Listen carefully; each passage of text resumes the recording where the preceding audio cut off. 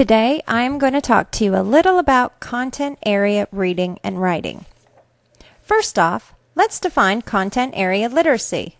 Content area literacy is the ability to use reading and writing for the acquisition of new content in the academic areas of science, social studies, math, literature, and the arts.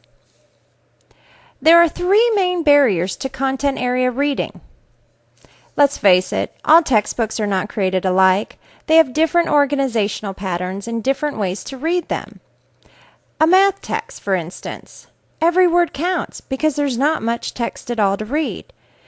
For science, you need to understand how a scientist thinks to understand what you're reading. And in social studies, it's all about location, time, and events. Content area reading requires scaffolding. The same scaffolding you would use in reading a fiction book is as equally important, if not more so, in the content areas. There are also specific literacy skills that are needed for content area reading. These include identifying the main idea, locating facts and specific details, organizing material mentally, vocabulary comprehension, adjusting reading rate and focus, and summarizing. Elementary students are primarily faced with reading in two main content areas, science and social studies. Explicitly teaching students to recognize organizational text structures and how these structures help comprehension will break down one barrier.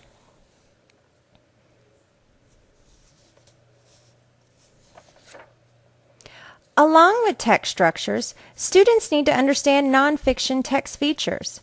Captions, titles, photos, maps. All of these can help students have a better understanding of what they are reading.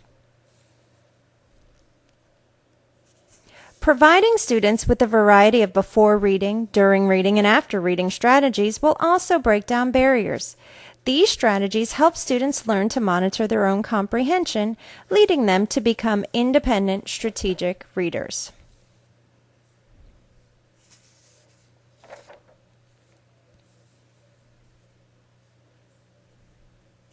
Here are some great ideas for you to use with your nonfiction reading.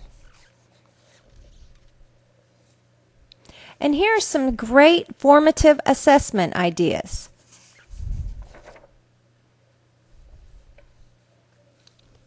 Vocabulary, both academic and content specific, is yet another barrier students must overcome. This poster has some great do's and don'ts. For example, don't assign long lists of words and simply make students copy down definitions. But do select words to teach and help students come up with their own definitions. Use a word wall. And definitely assess students' use of words in authentic writing and speaking, as opposed to giving students a matching test that shows only memorization of definitions. Now, putting it all together. Here's a great way for students to practice monitoring their comprehension during content area reading, beginning with their schema, moving on to predicting by looking at the text features, clarifying new, challenging words, asking and answering questions, and finally summarizing main ideas and details from the passage. Our ultimate goal for all students is for them to become independent, strategic readers. Knowing how to make sense of text, knowing how to struggle with the text, and developing the patience and stamina to stick with it, and knowing how they can fix their problems. Finally, I found a great example for you to see all of this in action. The lesson we're about to watch is from the Teaching Channel.